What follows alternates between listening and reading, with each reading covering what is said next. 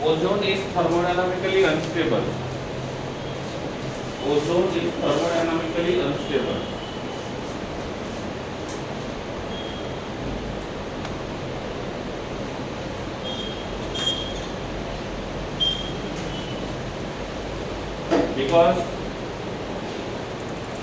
Because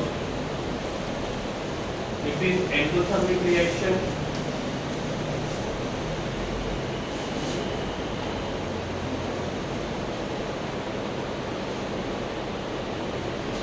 and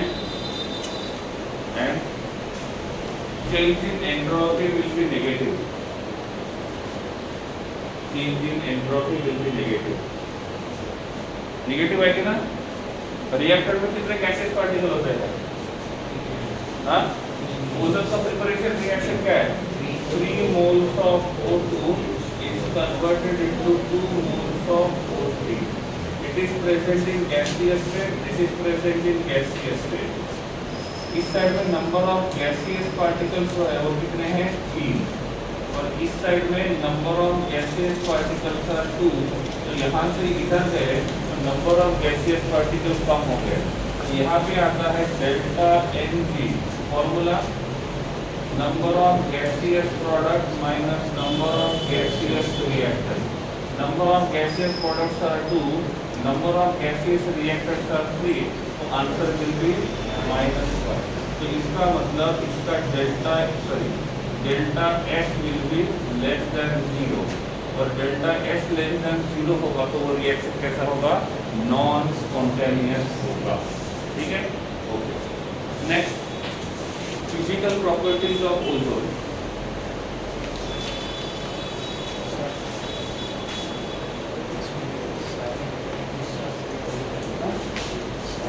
silent electrical discharge का मतलब होता है हमको O2 को O3 में कन्वर्ट करना है. तो क्या होगा? ऐसा होगा, oxygen double bond oxygen, oxygen double bond oxygen और ऑक्सीजन डबल बॉन्ड ऑक्सीजन. ठीक है, इसके पास लोन पेयर है. तो each and every oxygen having 2 lone pair.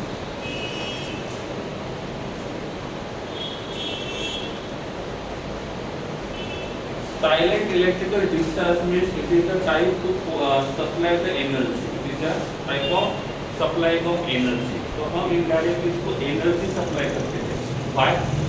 Because जो इलेक्ट्रिक हम लोग सप्लाई कर रहे हैं उससे इनके बीच का बॉन्ड टूटेगा. कम करेंगे तो कम मॉलिक्यूल का टूटेगा, ज्यादा सप्लाई करेंगे तो ज्यादा मॉलिक्यूल का बॉन्ड टूटेगा. तो इसके पास क्या है और इसके पास क्या है? अनपेड. 2 अनपेड इलेक्ट्रॉन यहाँ पे है, 2 अनपेड इलेक्ट्रॉन यहाँ पे है. क्या ये इसके साथ बॉन्ड बना सकता है?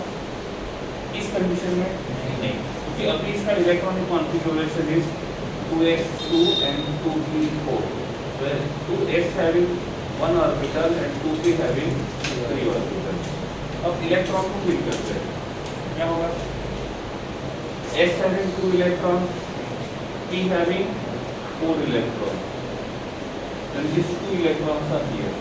Now flipping is occurs, so this unpaired electron goes here. So these 2 electrons will be paired, and these 2 electrons will be paired. So one empty orbital with this one, and one empty orbital with this one.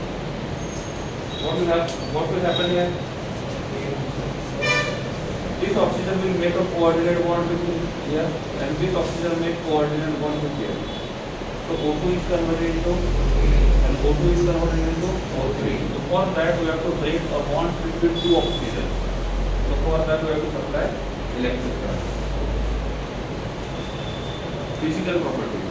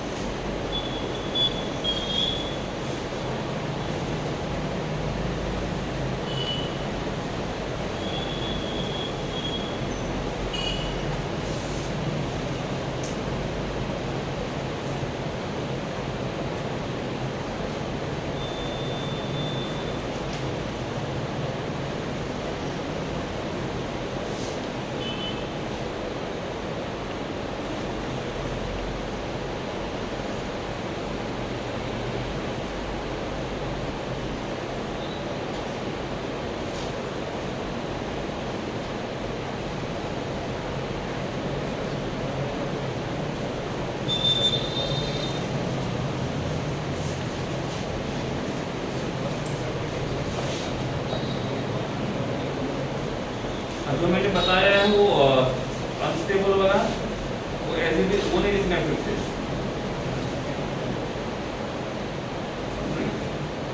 I think एक ही paragraph है पहले वाला। Done.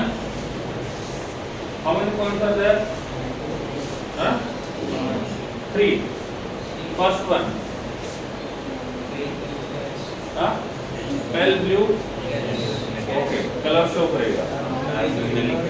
Second dark blue colour in liquid, dark blue colour in liquid, मतलब दोनों के दोनों colour के बारे में बोल रहे हैं। Third one violet black in solid, okay, मतलब उन्होंने कलर ही बताया गैसियस स्टेट में कौन सा रहेगा, लिक्विड स्टेट में कौन सा रहेगा और सॉलिड स्टेट में कौन सा रहेगा। ठीक है, लिखो next point.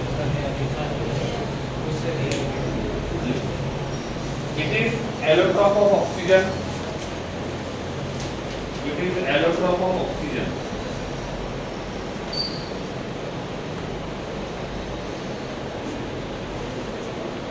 Second, it is present 20 kilometer above sea level, 20 kilometer above sea level, 20 kilometer above sea level. It is harmful for our body, it is harmful for our body at high concentration, at high concentration. और कोई extra point है उसमें दिया है तो आपने लिखा होगा ये कौन सा concentration above 100 parts per million. It is harmful. harmful होगा।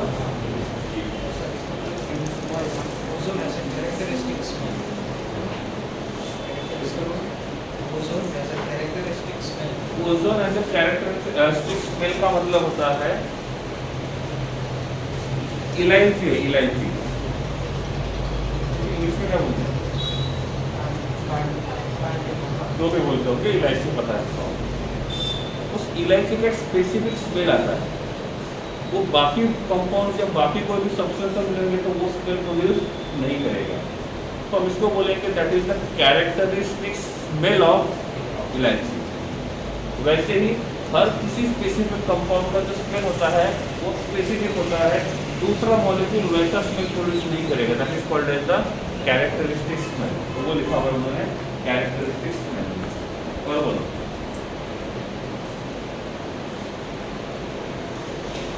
Physical properties clear, chemical reaction.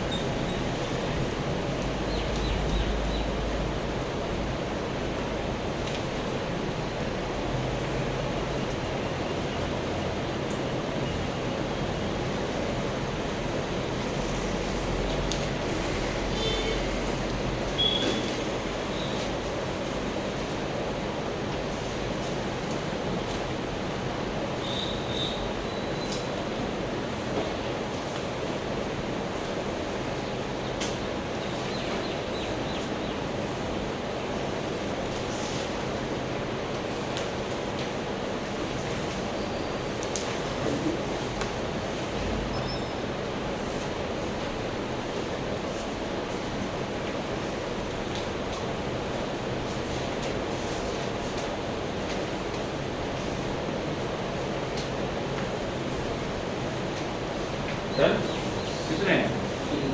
तीन। हाँ? EBS plus O2Q PCSO4।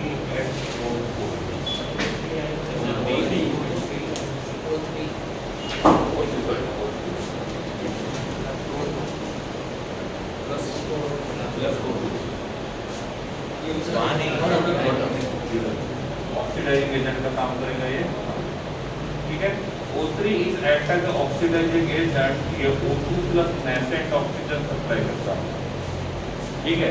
तो इसलिए जहाँ पे भी हमको ऑक्सीडेशन करना है वहाँ पे इसको यूज कर सकते हैं। एग्जाम्पल के लिए सपोज मैंने बोला मेरे पास यहाँ पे SO2 है और इसका रिएक्शन में O3 के साथ करता हूँ, तो ये बन जाएगा SO3, साथ में बन जाएगा O2। तो हमने क्या किया था, इस रिएक्शन में देखा था विच इज मोर स्टेबल। तो फॉरवर्ड रिएक्शन जो रहेगा वो नॉन स्पॉन्टेनियस है और बैकवर्ड रिएक्शन जो रहेगा वो स्पॉन्टेनियस रहेगा। तो O2 जो रहेगा वो O3 में इजीली कन्वर्ट नहीं होगा, और O2 जो O3 जो रहेगा वो इजीली क्या होगा, O2 में कन्वर्ट होगा। और जब ऐसा करेगा तो ये क्या करेगा, एक ऑक्सीजन को रिलीज करेगा, और ऐसे ऑक्सीजन को कहा जाता है नेसेंट ऑक्सीजन। क्या कहा जाता है, नेसेंट ऑक्सीजन। नेसेंट का मतलब क्या होता है, फ्रेशली प्रिपेयर्ड। नेसेंट का मतलब होता है फ्रेशली प्रिपेयर्ड। तो यहाँ पे ये इस प्रकार का रिएक्शन करता है। Next I minus plus H2O. I minus I minus plus H2O plus O3 is to OH minus plus I2 plus O3. ठीक है। यहाँ पे देखो जो काम किसका कर रहा है, ऑक्सीडाइजिंग एजेंट का, रिड्यूसिंग एजेंट का। ऑक्सीडाइजिंग एजेंट खुद का ऑक्सीडेशन करेगा, रिडक्शन करेगा, और दूसरे का क्या करेगा, यहाँ किसका ऑक्सीडेशन होना है, हाँ? कैसे पता चला, यहाँ पे I का ऑक्सीडेशन नंबर कितना है, -1। यहाँ पे I का ऑक्सीडेशन नंबर कितना है, 0। -1 से कहाँ पे गए, 0 पे। ऑक्सीडेशन नंबर इंक्रीज हुआ डिक्रीज हुआ, इसका मतलब यहाँ पे I- का ऑक्सीडेशन हुआ है, और ये काम करने का, ये काम किसने किया है, O3 ने। तो यहाँ पे जो O3 रहेगा वो किसका काम करेगा, ऑक्सीडाइजिंग एजेंट का काम करेगा। Next NO plus O3. NO plus O3 is to NO2 plus O2. ठीक है, हो गया। बट जो सुपरसोनिक जेट होते हैं इनका स्पीड बहुत ज़्यादा होता है, इनका फ्यूल कंबशन होने के बाद वो स्मॉल अमाउंट ऑफ NO को रिलीज करते हैं, इसको NO को। और ये जो जेट होते हैं वो हायर लेवल से ट्रैवल करते हैं, तो इनके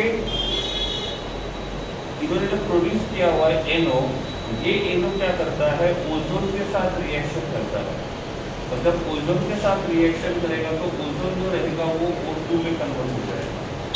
तो जो ओजोन लेयर है 20 किलोमीटर अबोव, वो ओजोन लेयर का डिप्लीशन होता है। तो वो ओजोन लेयर का डिप्लीशन होने का मेन रीजन है प्रोडक्शन ऑफ NO। तो कभी कभी हम लोग भी ग्राउंड लेवल के ऊपर NO का प्रोडक्शन करते हैं, या तो जो सुपरसोनिक प्लेन होते हैं वहाँ पे भी मतलब फ्यूल का मतलब कंबशन होने के बाद वो NO को प्रोड्यूस करता है। और ये जो नाइट्रोजन ऑक्साइड है, नाइट्रोजन मोनोऑक्साइड है, ये ओजोन लेयर का डिप्लीशन करने का काम करता है। और इसलिए आजकल ऐसे फ्यूल्स को हम यूज नहीं करते हैं जो नाइट्रोजन मोनोऑक्साइड को प्रोड्यूस करें।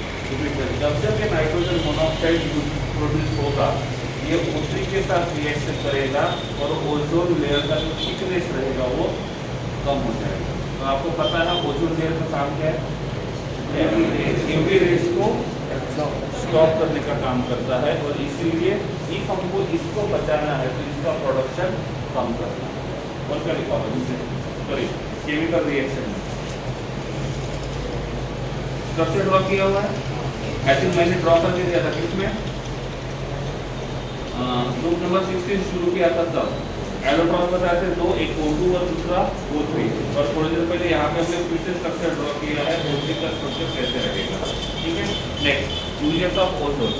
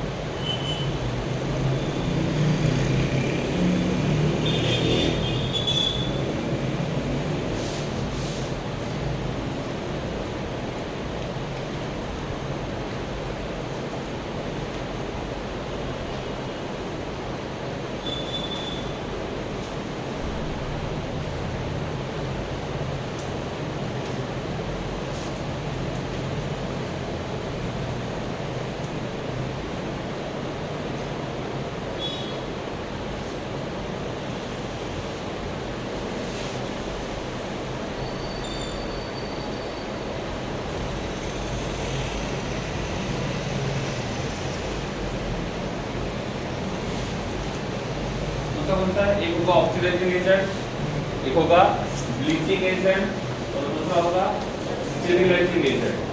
सही है? ब्लीचिंग एजेंट का काम कौन करता है? देखो ब्लीचिंग एजेंट का काम होता है ब्राइटनेस बढ़ाना या तो कलर कंपाउंड को कलरलेस करना। कैसे? कलर प्रोड्यूस करने का काम करता है dye. Dye is a chemical compound which produce the colour. तो जहाँ पे हम लोग कोई भी ब्लीचिंग एजेंट यूज करते हैं तो ये क्या करता है, नॉर्मली नेसेंट ऑक्सीजन को प्रोड्यूस करता है। इसको नेसेंट ऑक्सीजन। ये जो डाई होता है इसका कॉम्प्लेक्स स्ट्रक्चर होता है, कॉम्प्लेक्स स्ट्रक्चर। कॉम्प्लेक्स स्ट्रक्चर का मतलब होता है बहुत बड़ा स्ट्रक्चर, और इफ वो स्ट्रक्चर कंप्लीट है तो ही वो कलर को शो करेगा। इफ हमने उस स्ट्रक्चर को 2 या 3 पार्ट में तोड़ दिया तो वो कलर शो नहीं करेगा। तो ये नेसेंट ऑक्सीजन क्या करता है, इस कॉम्प्लेक्स स्ट्रक्चर को तोड़ देता है। जब ये कॉम्प्लेक्स स्ट्रक्चर रहेगा तो ही वो डाई का काम करेगा, और इफ वो डाई का काम करेगा तो कलर प्रोड्यूस करेगा। इफ हमने स्ट्रक्चर को तोड़ दिया तो वो कोई कलर प्रोड्यूस नहीं करेगा, और जब कलर प्रोड्यूस नहीं करेगा इसका मतलब वो कोई कलर शो नहीं करेगा। तो इस प्रकार से कलर कंपाउंड को कलरलेस कंपाउंड में कन्वर्ट करने के लिए हम ब्लीचिंग एजेंट को यूज करते हैं। ठीक है? तो कुछ लोग मतलब ब्यूटी प्रोडक्ट्स या तो पार्लर में जाते तो वो वहाँ पे ब्लीच करते हैं स्किन को। ब्लीच करते मतलब क्या करते हैं, स्किन के ऊपर जो अनवांटेड पार्टिकल्स होते हैं उसको निकालने का काम करते हैं, स्किन का ब्राइटनेस बढ़ाने का काम करते हैं। तो यहाँ पे भी इसी प्रकार का रिएक्शन होता है। तो ब्लीचिंग एजेंट का मतलब होता है जो नेसेंट ऑक्सीजन को इजीली प्रोड्यूस करे। और वैसे भी हमने यहाँ पे देखा था कि नेसेंट ऑक्सीजन को इजीली क्या करता है, प्रोड्यूस करता है।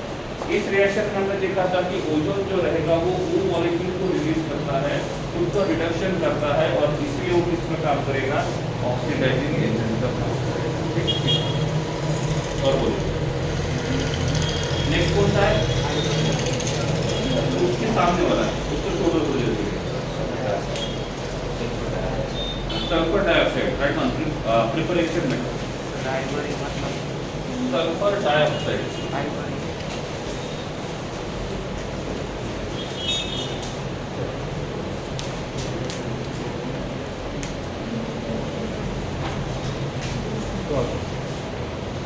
देखते रहिए यार, पिक्चर में वो बताना मुझे।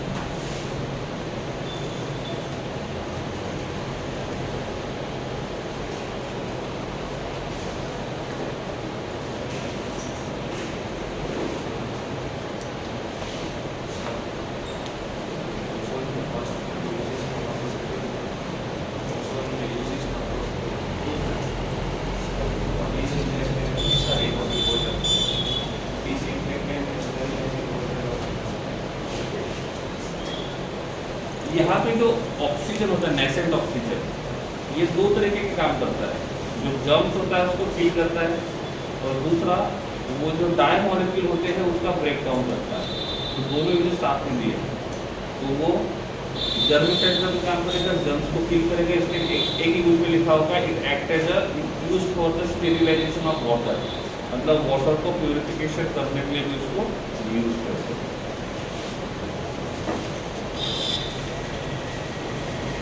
कितना है प्रिपरेशन मेथड?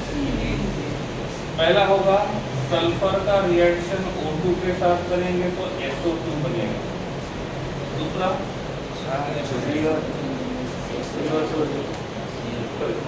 दूसरा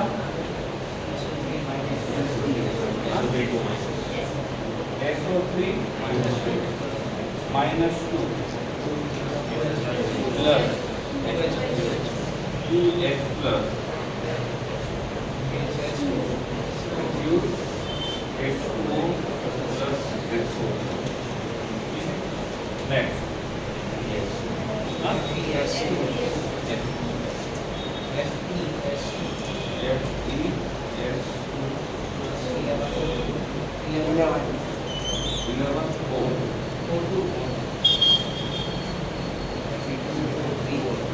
FeS2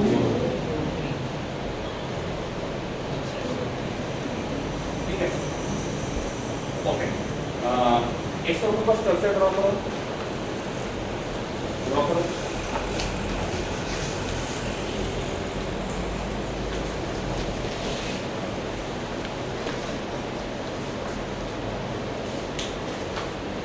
तो सबका हाइब्रिडाइजेशन स्टेटमेंट होगा।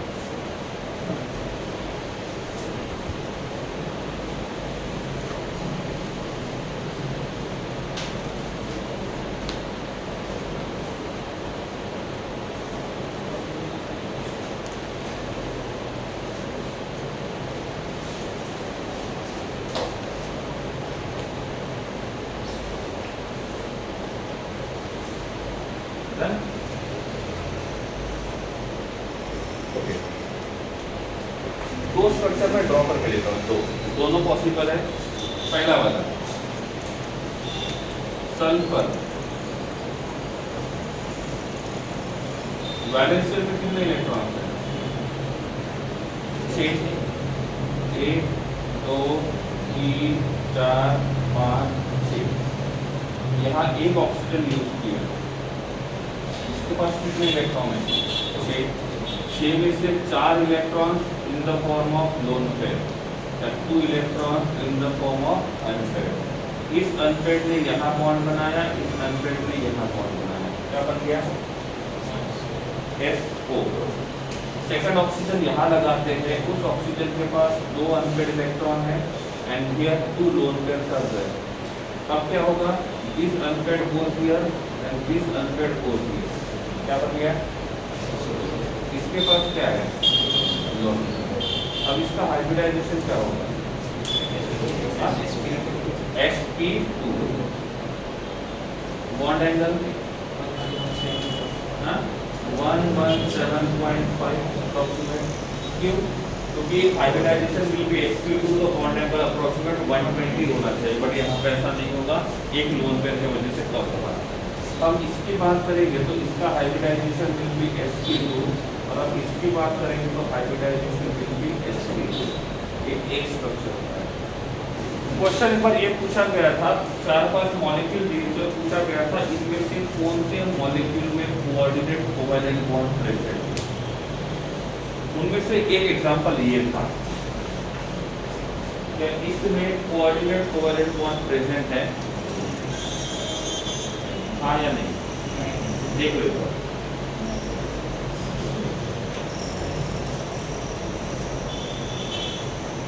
इसमें है क्या? ये जो बॉन्ड बने ये अनपेयर्ड से बने, इसका मतलब इसमें कोऑर्डिनेट बॉन्ड नहीं होगा। लेकिन सपोज हम ऐसा ड्रॉ करते हैं, sulphur double bond oxygen, here having 1 lone pair, here having second lone pair, here having 1 lone pair, here having second loan. ये कौन है? SO। यहाँ पे हमने एक ऑक्सीजन लगाया है, इस ऑक्सीजन का electronic configuration 2s2 and 2p4। Oxygen के पास s ऑर्बिटल है, इस ऑक्सीजन के पास p ऑर्बिटल है, इलेक्ट्रॉन को डिस्ट्रीब्यूट करते हैं। तो electron, here 2 electrons are there, here 4 electrons are there। How many unpaired electron? लेकिन इसके पास क्या अभी अनपेयर्ड इलेक्ट्रॉन है? नहीं है, मतलब नॉर्मल बॉन्ड नहीं बना सकता है। It is possible for clipping, तो दिस इलेक्ट्रॉन गोज हियर, सही है। तो ये जो ऑक्सीजन है, इस ऑक्सीजन के पास अनपेयर्ड इलेक्ट्रॉन है, डोनर का काम कर सकता है, पेयर ऑफ इलेक्ट्रॉन है, तो अरे इसके पास पेयर ऑफ इलेक्ट्रॉन है तो किसका काम कर सकता है? डोनर का। क्या इसके पास एम्प्टी ऑर्बिटल है? एक्सेप्टर का काम कर सकता है। तो अब क्या होगा, यहाँ पे हमारे पास ऑक्सीजन है, इसके पास one pair, this is second pair and this is third pair. Clear? इसके पास क्या है? Empty orbital. इसके पास क्या है? Pair of electron. तो अब क्या होगा, ये पेयर ऑफ इलेक्ट्रॉन यूज करके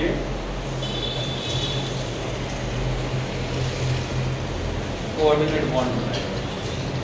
ठीक है? तो SO2 के दो स्ट्रक्चर है, ये भी स्ट्रक्चर पॉसिबल है, ये भी स्ट्रक्चर पॉसिबल है।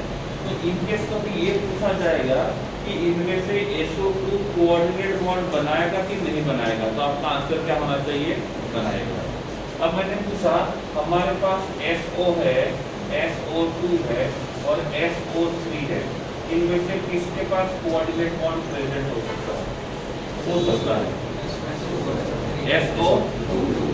SO2 के पास पॉसिबल है, SO के पास पॉसिबल है नहीं। क्यों? क्योंकि SO जो रहेगा वो पहले दो अनपेड इलेक्ट्रॉन को यूज करेगा, तो SO के पास पॉसिबल नहीं रहेगा, SO2 के पास पॉसिबल होगा। क्या SO3 के पास कोऑर्डिनेट बॉन्ड हो सकता है? यस और नो? हमने एक ऑक्सीजन को यूज करके यहाँ कोऑर्डिनेट बॉन्ड बनाया, इसके पास एक और लोन पेयर है, इसी लोन पेयर को यूज करके वो इस प्रकार से बॉन्ड बना सकता है, तो यहाँ पे बनाएगा दूसरा बॉन्ड। इसका मतलब SO3 जो रहेगा इसका एक स्ट्रक्चर ये वाला है और दूसरा स्ट्रक्चर है O attach to S double bond O attach to O। सही है?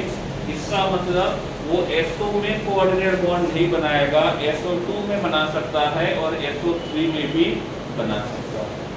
अब मैंने पूछा इज इट पॉसिबल कि H2SO4 में कोऑर्डिनेट बॉन्ड प्रेजेंट हो?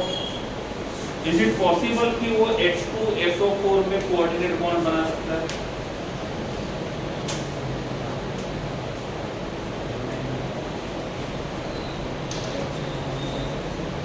इज इट पॉसिबल कि वो H2SO4 में कोऑर्डिनेट बॉन्ड बना सकता है? Let's try. Pen pencil use नहीं करेंगे तो ज्यादा अच्छा लगेगा।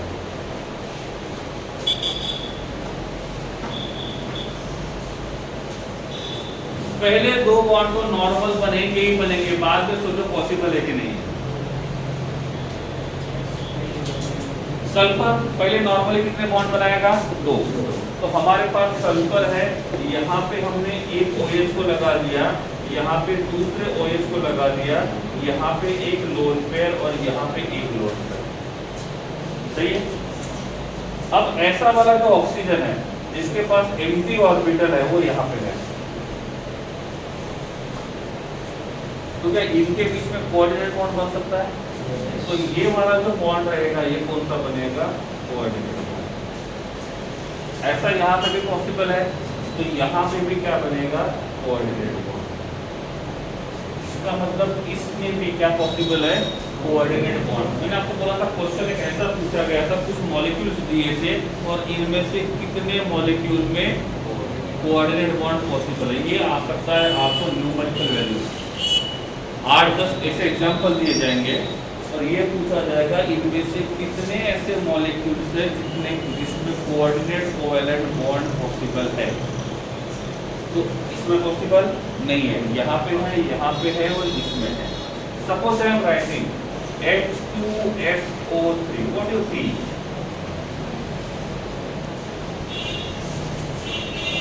व्हाट यू थिंक होगा? इसके जैसे होगा लेकिन एक ऑक्सीजन कम होगा, तो यहाँ पे पॉसिबल होगा। मैंने पूछा H2SO2 होगा? नहीं होगा। क्यों? क्योंकि ये दो बॉन्ड पहले बनाएगा तो वो दोनों बॉन्ड ऐसे रहेंगे, sulphur attach to OH, sulphur attach to OH, यहाँ पे दो लोन पेयर, ऑक्सीजन नहीं बचेगा। ऑक्सीजन बचेंगे तो ये कोऑर्डिनेट बॉन्ड बनाएगा, और उसके पास ऑक्सीजन नहीं बचे हैं, इसका मतलब इसमें कोऑर्डिनेट बॉन्ड प्रेजेंट नहीं रहेगा। 1 2 3 4 5 6 ऑप्शन देता हूं मैं, तो इनमें से कितने में कोऑर्डिनेट बॉन्ड पॉसिबल है? 4 में पॉसिबल है, 2 में पॉसिबल नहीं है। एक बार देख लो, देखना है, लिखना नहीं है।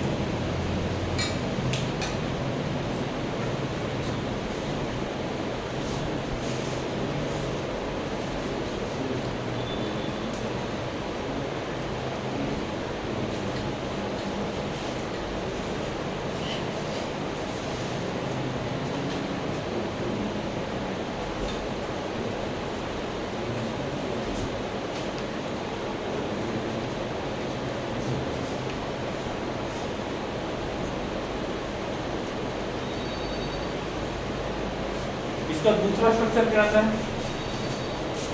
H attached to O attached to double bond O double bond O attached to OH। ठीक है, इसका एक स्ट्रक्चर क्या आता है? H attached to O attached to X double bond O attached to H। तो दूसरा स्ट्रक्चर क्या रहेगा? H attached to O attached to S with lone pair attached to OH attached to O। तो इसका एक स्ट्रक्चर, इसके दो structure, इसके दो स्ट्रक्चर, इसके दो स्ट्रक्चर, इसके दो स्ट्रक्चर, इसका एक स्ट्रक्चर, इतने पॉसिबिलिटीज है। समझ गए यार? यस और नो? लिखो। डाउट है?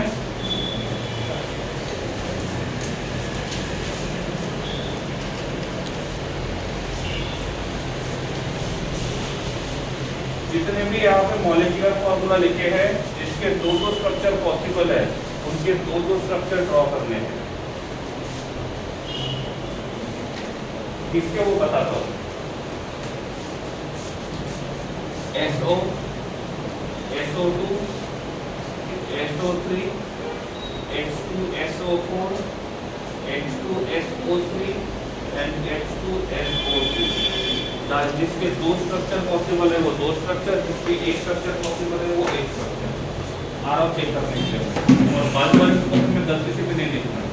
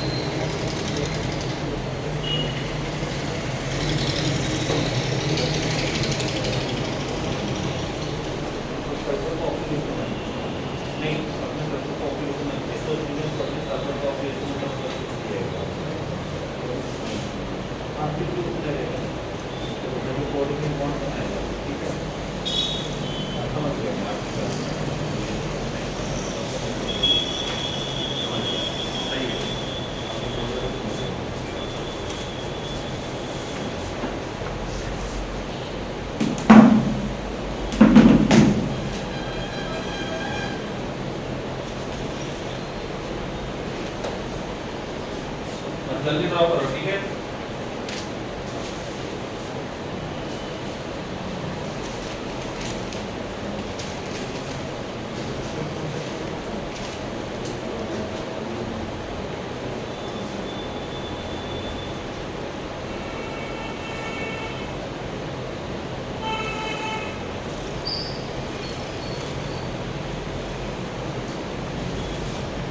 सेम मॉलिक्यूल लिखे हैं, जिनके मिनिमम 3 मॉलिक्यूल के स्ट्रक्चर ड्रॉ करके हो गए हैं वो बैठेंगे, बाकी खड़े हो जाओ। 6 मॉलिक्यूल वहां पे लिखे हैं, 6 में से जिनके मिनिमम 3 मॉलिक्यूल के स्ट्रक्चर ड्रॉ करके हो गए हैं वो बैठे रहेंगे, बाकी खड़े होकर सॉल्व करेंगे।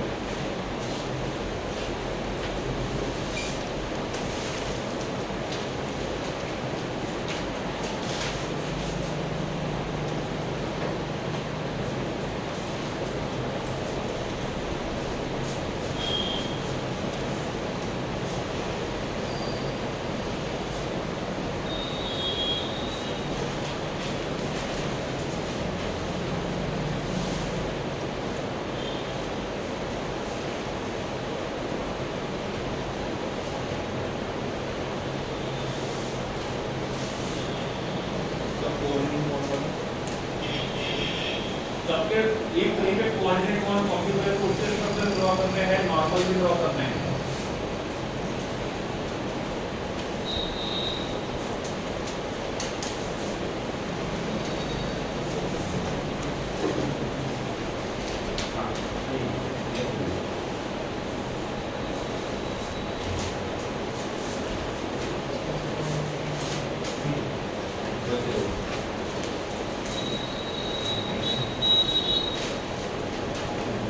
हो गया?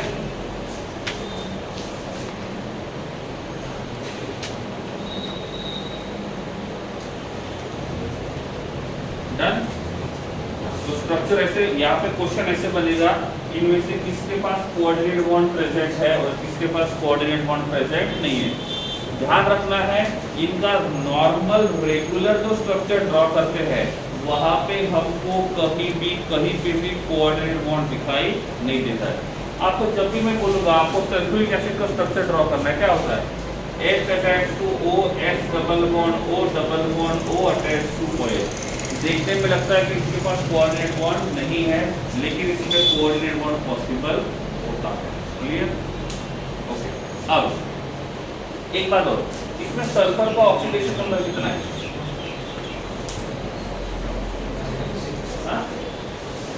प्लस, अरे कितना होगा? +6।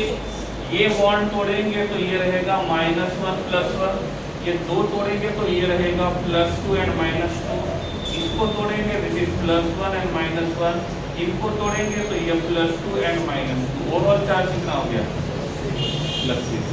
तो इनके कोऑर्डिनेट वाले इसमें भी +6 आना चाहिए। कैसे देखो, H attach to O, H attach to OH। आपने जो H2 से बोलकर दूसरा कोऑर्डिनेट बॉन्ड वाला स्ट्रक्चर ड्रॉ किया है उसमें उसका ऑक्सीडेशन नंबर कितना आ रहा है सल्फर का? +4। तो गलत है फिर, क्योंकि जब मॉलिक्यूलर फॉर्मूला दोनों का सेम है तो ऑक्सीडेशन नंबर भी सेम होना चाहिए। गलती का आप कहोगे बता दो। बैठो, आपने स्ट्रक्चर ऐसे ड्रॉ किया,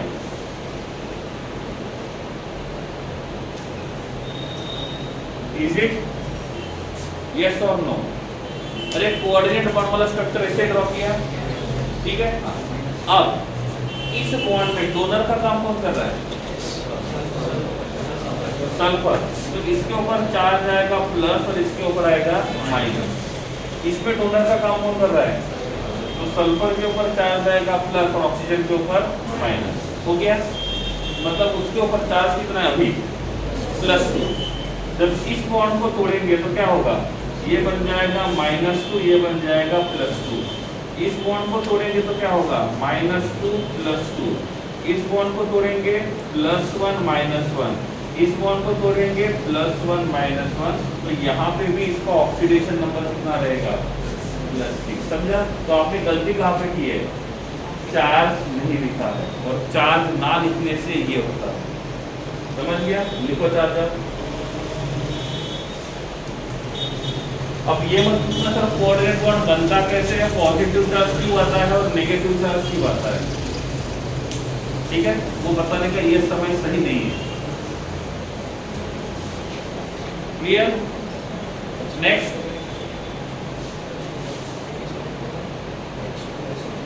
H2SO2 में एक ही बनेगा, H attach to O attached to X attached to OH like this one. ठीक है, एक ही बनेगा। Next physical properties of SO2। जिसे पता है आधे से ज्यादा लोगों को यही समझ में नहीं आएगा कोऑर्डिनेट बॉन्ड बना के सर क्यों बना, आपके चेहरे बता दें, लेकिन आप उतना डीप में नहीं जाएंगे।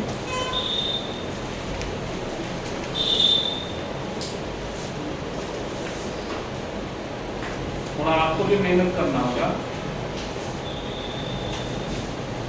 Physical properties of SO2।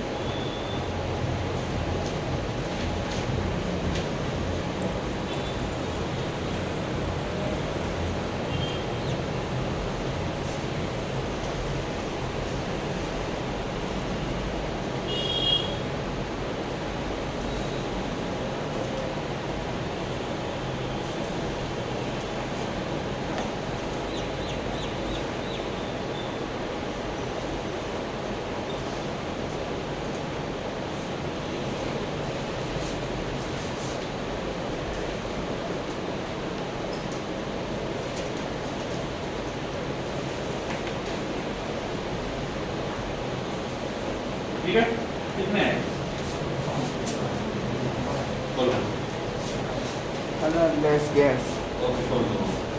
pungent smell, pungent, पंजन का मतलब तीखा, highly soluble in water, soluble in water। liquefies at room,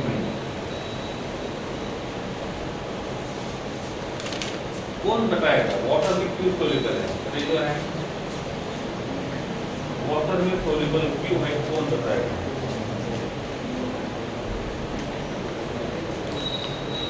straight selected. Soluble होने के लिए कंडीशन क्या है? या तो पोलर होना चाहिए, या तो आयोनिक होना चाहिए, या तो H बॉन्डिंग होनी चाहिए। हम यहाँ पे SO2 का स्ट्रक्चर ड्रॉ करेंगे, तो क्या लगता है SO2 विल बी पोलर और नॉन पोलर? क्योंकि ये सिमेट्रिकल नहीं है, ये अनसिमेट्रिकल है। तो this will be S double bond O attached to lone pair. ठीक है, तो वाटर में सोल्यूबल होने के लिए पहला रीजन ये है कि ये पोलर है। क्या इनमें से कोई एटम वाटर के साथ H बॉन्डिंग बना सकता है? कौन? इसका मतलब यहाँ पे ये पोलर भी होगा और H बॉन्डिंग भी होगा, जिसके वजह से वाटर में सोल्यूबल रहेगा। Next liquefies at room under liquefaction temperature दिया हुआ है, कोई बात नहीं। नेक्स्ट बोलो। boiling point 260 boiling point 3 point छोड़ दो बस, और पॉइंट बोलो कुछ।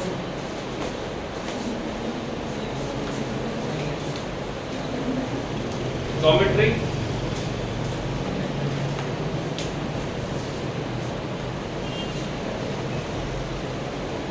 लीनियर बेंड लिखो, geometry angular bend, bond pairs are 4, lone pair is 1, geometry is angular bend, bond pairs are 4, lone pair 1 with sulfur, 2 are sigma bond and 2 are pi bond, 2 are sigma bond, 2 are pi bond. Approximate bond angle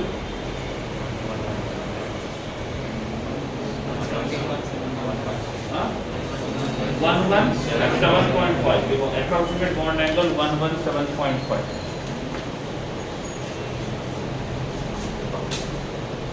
Next, chemical reaction.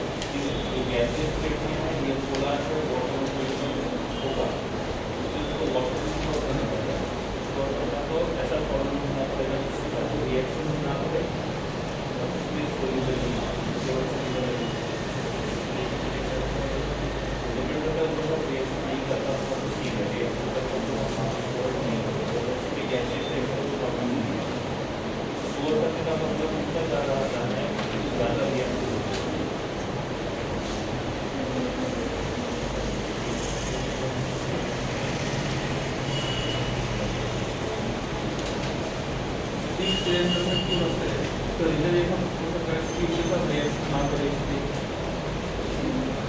Liquefied under pressure, मतलब pressure रखा हुआ तो pressure ज़्यादा है, तो हमको container ऐसा ढूंढना पड़ेगा जो ज़्यादा प्रेशर को झेल सके। इसके ऊपर सिलेंडर सिलेंडर यूज किया है।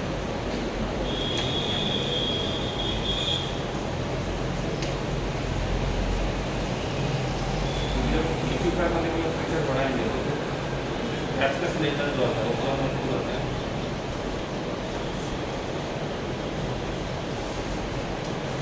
वहाँ पे देखो नेक्स्ट पेज के ऊपर स्ट्रक्चर दिया हुआ है SO2 का, उसमें 2 स्ट्रक्चर दिए और उसमें कोऑर्डिनेट बॉन्ड उन्होंने स्पेसिफाई किया हुआ है। नॉर्मली ड्रॉ करने के टाइम पे हम लोग कोऑर्डिनेट बॉन्ड ड्रॉ नहीं करते, लेकिन होता कोऑर्डिनेट बॉन्ड, हम सीधा सीधा स्ट्रक्चर ड्रॉ कर देते हैं।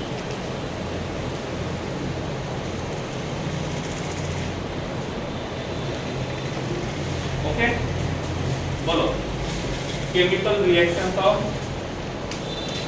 SO2 का रिएक्शन वाटर के साथ करेंगे तो क्या बनेगा? H2SO3 बनेगा। और SO2 का रिएक्शन हम ऑक्सीजन के साथ ही करते हैं तो SO3 भी बन सकता है। और NaOH, SO2 का रिएक्शन NaOH के साथ करेंगे तो Na2SO3 मिलेगा। और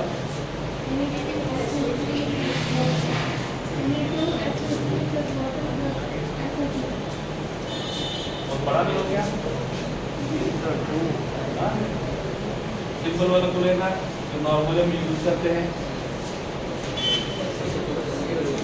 SO2 plus Cl2. SO2 plus Cl2, SOCl2, SO2Cl2, हाँ अभी याद आया। नाम इसका सल्फर डाइऑक्सीजन डाइक्लोराइड नहीं बोलते।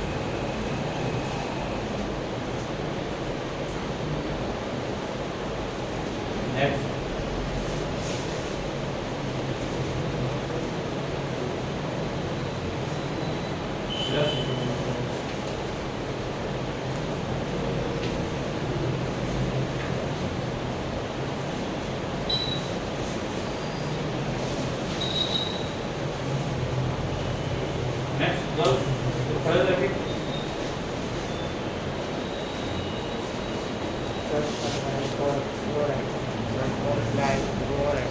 सल्फर डाइक्लोराइड, इससे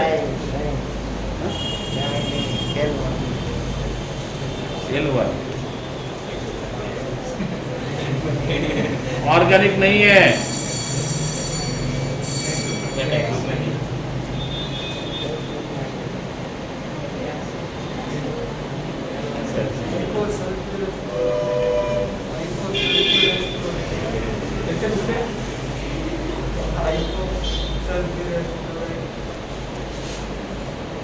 बोलता हूँ गूगल वालों को सोचा हमारे लिए भी रिजर्व रखो नए नए कंपाउंड्स के लिए। PCl3 और PCl5 के केमिकल रिएक्शन वाला पोर्शन निकालो, नंबर 3।